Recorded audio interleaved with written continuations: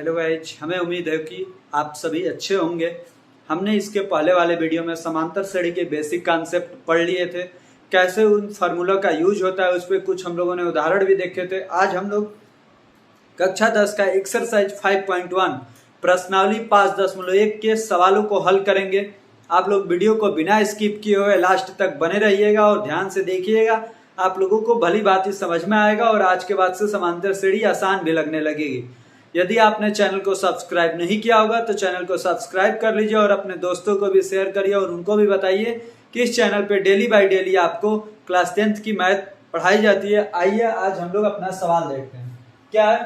पहला सवाल क्या करना है कि प्रत्येक को पहचानना है कि एपी में है या नहीं है। उसमें 3-4 सवाल हैं, 4 सवाल हैं। उसका पहला सवाल क्या है? प्रत्येक किलोमीटर के बाद का टैक्सी का किराया, जबकि प्रथम किलोमीटर के लिए किराया ₹15 है और प्रत्येक अतिरिक्त किलोमीटर के लिए किराया ₹8। प्रथम के लिए कितना है? प्रथम के लिए ₹15 है। तो आइए हम लोग हल करते हैं। प्रथम के लिए कितना है? मतलब 1 किलोमीटर के लिए कितना है? ₹15 है। उसके बाद से और प्रत्येक अतिरिक्त किलोमीटर के लिए किराया ₹8 है। मतलब यदि 2 किलोमीटर चला तो अब 15 + 8 हो जाएगा। कितना हो जाएगा? 23। अब 3 किलोमीटर यदि चला तो क्या हो जाएगा? 15 + 8 कितना हो जाएगा? तो 31। अब मान लीजिए 4 किलोमीटर चला तो कितना हो जाएगा? और 8 जुड़ जाएगा इसमें, तो कितना हो जाएगा? ये हो जाएगा 39। अब यहाँ पे हमारी जो सीरीज बन रही है, जो एपी बन रही है, मतलब जो नंबर आ रहे हैं, ये क्या क्या बन रहे हैं? तो ये हमारा बन रहा है 15, 23, 31, 39। अब इसी सीरीज को हमें पहचानना है कि ये हमारी एपी में है या नहीं है। इसमें ए का मान क्या है? ए का मान है 15। ए का मान क्या है? 15। अब डी का मान कैसे निकलता है? तो किन्हीं भी 2 लगातार पदों को घटाने से। सर्वांतर कैसे निकलता है? तो 2 पदों को लगातार, जो 2 पद होते हैं उनका अंतर निकालते हैं। तो 23 में से 15 जाएगा 8। तो D1 का मान कितना आया? 8। D2 का मान 31 में से 23 जाएगा 8। तो D2 का मान भी आया 8। अब ये D3 का मान कितना आया? 39 में से 31 जाएगा 8। तो D3 का भी मान आया हमारा 8। इससे क्या प्रूफ होता है कि D1, D2, D3 सब बराबर है। D1 = D2 = D3। जब सर्वांतर बराबर होता है तो वह कोई भी सीरीज हो वह एपी में होती है। तो क्या लिखेंगे कि यह एपी में है, यह हमारी एपी में है। अब आइए हम लोग दूसरा सवाल हल कर लेते हैं। ये रहा हम लोगों का दूसरा सवाल। क्या है? किसी बेलन में उपस्थित हवा की मात्रा, जबकि वायु निकालने वाला पंप प्रत्येक बार बेलन की शेष हवा का 1/4 भाग बाहर निकाल देता है। अब देखिए, बेलन का आयतन लिख लेंगे सबसे पहले। बेलन का आयतन, बेलन का आयतन मान लेते हैं कि क्या है? x³ मान लेते हैं। ऐसा कोई नंबर मानेंगे जो 4 से कटता हो और किसी नंबर का क्यूब भी हो। तो 4 का क्यूब 64। तो ये मान लेंगे हम लोगों की 64 मान लेंगे। अब देखिए, इसमें जो पहला हो जाएगा, जो प्रथम हो जाएगा, पहला जो हो जाएगा वो हो जाएगा 64। अब जो दूसरा है, दूसरा कैसे आएगा? तो देखिए क्या कर रहे हैं। जबकि वायु निकालने वाला पंप प्रत्येक बार बेलन की शेष हवा का 1/4 भाग बाहर निकाल देता है। तो 64 माइनस में 64 गुणे में 1/4। 4 से 64 घटेगा 16 बार में। तो 64 माइनस में 16 कितना हो जाएगा? 48। दूसरी बार कितना आया? 48। तीसरा बार अब निकालते हैं। तीसरा बार, तो ये तीसरी बार क्या होगा? 48 माइनस 48 गुणे में 1/4। 4 से 48 कितनी बार? 12 बार। तो ये क्या हो जाएगा? 48 माइनस 12 कितना आएगा? 36। ये 64 गुणे 1/4 क्यों कहे? क्योंकि प्रत्येक बार बेलन की शेष हवा का, शेष हवा कितना है? 64 है। यहाँ पे शेष हवा कितनी है? 48 है। 48 का 1/4 निकालेगा तो 12। तो 48 माइनस 12 36। हमें 3 नंबर से ही हो जाएंगे। 3 नंबरों पे करते हैं। हमारी यहाँ पे जो श्रेणी बन रही है वो क्या बन रही है? 64, 48, 36। यहाँ पे ए का मान क्या है? ए से तो कोई मतलब ही नहीं है, हमें किससे मतलब है? डी से। जब भी एपी में प्रूफ करना होता है तो डी से मतलब होता है। यहाँ पे इन दोनों का अंतर क्या है? D1 equal to 16, D2 equal to कितना है, इन दोनों का अंतर 12। अब देखिए D1 D2 अलग अलग हो गया, यहाँ आप लिखेंगे D1 does not equal to D2, D1 D2 के बराबर नहीं है तो यह AP में नहीं है, लिख देंगे यह AP में, यह AP में नहीं है। ये रहा हम लोगों का दूसरा सवाल। अब कर लेते हैं तीसरा। ये रहा हम लोगों का पहले का तीसरा। क्या है, प्रत्येक मीटर की खुदाई के बाद एक कुआं खोदने में आई लागत, जबकि प्रथम खुदाई की लागत ₹150 और बाद में प्रत्येक मीटर खुदाई की लागत ₹50 बढ़ती जाती है। मतलब पहला मीटर खुदाई करोगे तो ₹150 लगेगा, उसके बाद आप जितनी मीटर की खुदाई करवाते जाओगे उतने मीटर का 50-50 रुपए बढ़ता जाएगा। तो देखिए इसको कैसे हल करेंगे, इसको भी बाकी जैसे क्वेश्चन हल किए तो वैसे ये भी हल हो जाएगा। इसमें लिखेंगे 1 मीटर का कितना है, पहले मीटर का ₹150, उसके बाद से दूसरे मीटर तक जाएंगे तो अब हो जाएगा 150 प्लस 50, ये कितना हो जाएगा 200। अब 3 मीटर की खुदाई के बाद क्या कितना हो जाएगा, 150 प्लस 50 कितना हो जाएगा, 250 रुपए। अब आपको दिख रहा होगा कि बार बार जब 50 ही जोड़ा जा रहा है तो ये सर्वांतर समान ही है, सर्वांतर कितना है, 50 ही है। अब इसको हल कर लेते हैं तो ये यहाँ पे सीरीज क्या बनेगी, 150, 200, 250 कामा डट डट डट। अब यहाँ पे D1 का मान क्या आएगा, D1 का मान इन दोनों का अंतर 50, D2 का मान क्या आएगा, 250 में से 200 जाएगा 50। अब D1 का मान 50, D2 का भी मान 50, तो यहाँ पे लिख देंगे D1 इक्वल टू D2, इसलिए यह AP में है, यह AP में है। अब हम लोग कर लेते हैं पहले का ही चौथा सवाल। देखिए हमारा चौथा सवाल क्या है, खाते में प्रत्येक वर्ष का मिश्र धन जबकि 10,000 रुपए की राशि 8% वार्षिक की दर से चक्रवृद्धि ब्याज पर जमा की जाती है। इसको हल करेंगे तो हमारा A का मान क्या है, A का मान जो दिया हुआ रहता है उसी को मान लेते हैं, 10,000। अब देखिए A1 है, A2 क्या होगा, तो 8% अब इस पे ब्याज लग जाएगा अगले साल।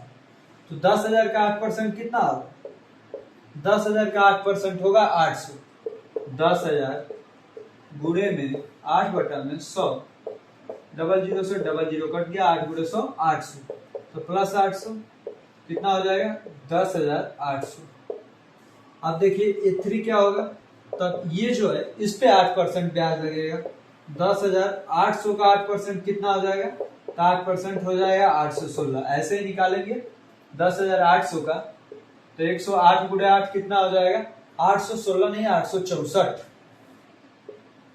864। तो ये कितना आएगा जोड़ने पे, 11,664, 11,664 आएगा जोड़ने पर। अब देखिए ये एक सीरीज बन गई। अब इसमें लिख लेते हैं सीरीज कैसे बनेगी, 10,000, उसके बाद 10,800, उसके अगले साल क्या हो रहा है 11,664, ये हो गया श्रेणी। अब इसमें D का मान निकालेंगे, इन दोनों का D1 कितना है 800, इन दोनों का अंतर कितना है D2, तो D2 अंतर है 864 का। अब देखिए D1 और D2 अलग अलग आए, तो जब D1 इक्वल टू D2 नहीं हो, D1 D2 बराबर नहीं हो तो AP में नहीं होता है, तो लिख देंगे यह AP में नहीं है। ये रहा हम लोगों का पहले का 4 क्वेश्चन समाप्त हो चुका है। अब हम लोग दूसरा क्वेश्चन करेंगे। ये रहा हम लोगों का दूसरा सवाल। दूसरे में क्या करना है, तो AP के प्रथम 4 पद, मतलब इसमें जो श्रेणी बनेगी उसमें 4 पद लिखने हैं। A का मान दिया हुआ है, D का मान दिया हुआ है। आपको हमने इसके पहले वीडियो में पढ़ाया हुआ था समांतर श्रेणी का एक व्यापक रूप। आपने नहीं देखा होगा तो उस वीडियो को देख लीजिएगा, पिछले वाले वीडियो को, तभी जाके आज के लेक्चर को देखिएगा, तभी आपको अच्छे से समझ में आएगा। यदि आपको इसके बेसिक मालूम होंगे तो आप डायरेक्टली देख सकते हैं। वैसे मैं उस वीडियो का लिंक डिस्क्रिप्शन बॉक्स में भी दे दूंगा, नहीं तो प्लेलिस्ट बना हुआ है उसमें जाके आप लोग देख सकते हैं। आइए करते हैं। A का मान 10 है, D का मान 10 है, तो इसका व्यापक समीकरण क्या होता है, व्यापक समीकरण होता है A plus D, A plus 2D, A plus 3D। 3D तक ही जाएंगे क्योंकि 1 2 3 4 हो गए, 4 ही पद लिखने हैं। ए का मान क्या है 10, यहाँ पे ए का मान 10 प्लस 10, यहाँ पे ए का मान 10 प्लस डी का मान 10, यहाँ पे ए का मान 10 प्लस डी का मान 10। अब यहाँ पे हो जाएगा 10, ये 10 10 20, ये 10 प्लस 2 दहा में 20, इधर 10 प्लस 3 दहा में 30। अब देखिए ये हो जाएगा 10, ये 20, ये 20 10 30, ये 30 10 40। तो ये रहा हम लोगों का आंसर। ये रहे एपी के प्रथम 4 पद। अब इसी दूसरे का दूसरा कर लेते हैं। ये रहा हम लोगों का दूसरे का दूसरा। इसमें ए का मान -2 दिया है, डी का मान 0 दिया है। इसका भी व्यापक समीकरण लिखते हैं। तो ए प्लस डी, ए प्लस 2d, ए प्लस 3d। अब यहाँ पे ए का मान -2, यहाँ पे -2 प्लस 0, यहाँ पे -2 प्लस 2 गुणे में 0, यहाँ पे -2 प्लस 3 गुणे में 0। अब देखिए -2, यहाँ पे -2 प्लस 0, -2, यहाँ पे -2, ये गुणा होगा तो 0, ये -2, ये भी गुणा होगा तो 0। तो यहाँ पे आएगा -2, यहाँ भी -2, यहाँ भी -2 और यहाँ भी -2। ये रहा हम लोगों का आंसर। ये एपी के प्रथम 4 पद हो गए, 1 2 3 4 पद। 4 पद सेम आए हैं, क्यों? क्योंकि डी का मान सर्वांतर 0 है। जब सर्वांतर 0 होता है तो प्रथम पद ही सभी पद होते हैं। जितने भी पद लिखने होंगे सभी पद एक समान होंगे जब सर्वांतर 0 होगा। अब इसी का हम लोग थर्ड कर लेते हैं।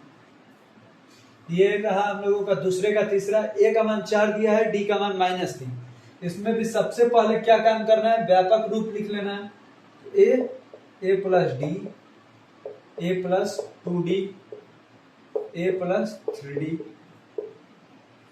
ए का मान 4, यहाँ पे 4 प्लस डी का मान -3, यहाँ पे 4 प्लस 2, डी का मान -3, यहाँ पे 4 प्लस 3, डी का मान -3। अब ये हो जाएगा 4, ये प्लस माइनस माइनस, तो 4 - 3, यहाँ पे प्लस माइनस गुणा होगा तो माइनस हो जाएगा 2 3 6, तो 4 - 6, यहाँ पे 3 3 -9, तो 4 - 9। अब यहाँ पे हो जाएगा 4, 4 में से 3 जाएगा 1, 4 में से 6 में से 4 जाएगा -2, 9 में से 4 जाएगा -5। ये रहा हम लोगों का एपी का प्रथम 4 पद। 4 1 -2 -5 सभी पहले व्यापक रूप लिखना है, फिर उसमें ए का और डी का मान रख देना है, इससे हम लोगों का मान निकल जाएगा। अब दूसरे का चौथा कर लेते हैं। देखिए इसमें ए का मान -1 दिया हुआ है, डी का मान 1/2। कैसा भी हो आप लोगों का सबसे पहले व्यापक रूप लिखना है। तो व्यापक रूप हो जाएगा ए प्लस डी, ए प्लस 2d, ए प्लस 3d। ए का मान क्या रखेंगे -1, यहाँ भी -1 प्लस डी का मान 1/2, यहाँ भी ए का मान -1 प्लस 2, डी का मान 1/2, यहाँ भी -1 प्लस 3, डी का मान 1/2।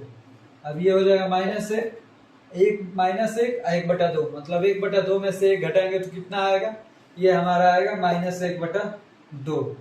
यहाँ पे 2 से ये 2 कट जाएगा। अब -1 प्लस 1 हो जाएगा, इधर -1 प्लस 3/2 हो जाएगा।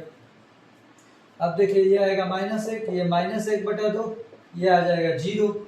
अब ये क्या आएगा, तो ये हमारा आ जाएगा 1/2। ये रहा हम लोगों का एपी के प्रथम 4 पद। दूसरे के चौथे के लिए पहला -1, दूसरा -1/2, तीसरा पद 0, चौथा पद 1/2। अब हम कर लेते हैं दूसरे का 5वां, आज का लास्ट क्वेश्चन। ये रहा हम लोगों का दूसरे का 5वां। a = -1.25, d = -0.25। इसमें भी प्रथम 4 पद निकालने हैं। व्यापक रूप लिखते हैं। क्या होता है a plus D, a plus 2d और a प्लस 3d। a का मान -1.25, यहाँ भी -1.25 और d का मान प्लस -0.25। अब यहाँ पे a का मान -1.25, तो लिख लेंगे -1.25 प्लस 2, d का मान -0.25, तो यहाँ पे लिखेंगे -0.25। अब फिर से a प्लस 3d, तो a का मान -1.25, तो -1.25 प्लस 3 और d का मान -0.25, तो लिख लेंगे -0.25 दिख रहा है।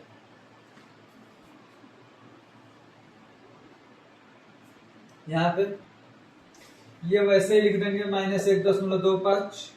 ये देखिए माइनस और प्लस क्या होगा, माइनस, तो -1.25 और -0.25 हो जाएगा।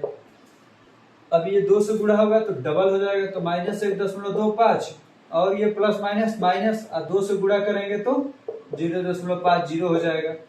अब यहाँ पे 3 से गुणा करेंगे तो यहाँ पे भी माइनस हो जाएगा, -1.25 माइनस 3 गुणे 25 75, तो 0.75 ये रहा। अब इसको हल कर देते हैं, तो -1.25। अब देखिए ये माइनस माइनस जुड़ेगा लेकिन चिन्ह माइनस का है, 1.25 और 0.25 जुड़ेगा तो 1.50, यहाँ पे जुड़ेगा तो -1.75 और यहाँ पे जुड़ेगा तो -2.00। आप लोग इसको ऐसे भी लिख सकते हैं, -1.25 -1.5 -1.75 -2। ये पद रहे हमारे 4 प्रथम पद, और ये सवाल खत्म हो गया। दूसरा यहीं पे समाप्त होता है। आज का वीडियो बहुत ज्यादा लंबा ना हो जाए, आप लोग बोर ना हो जाए, इसलिए आज की लेक्चर यहीं पे रोका जाता है। और इसके अगले जो सवाल हैं, 2 सवाल, तीसरा और चौथा, हम लोग अगले वीडियो में नेक्स्ट डे लेकर आएंगे वीडियो, और आप लोगों को वहां पे उसका भी सॉल्यूशन मिल जाएगा। भली बात आप लोगों को समझ में आ रहा होगा, आप लोगों को वीडियो अच्छा लगा होगा, तो वीडियो को लाइक कीजिए और दोस्तों को भी शेयर कीजिए। धन्यवाद।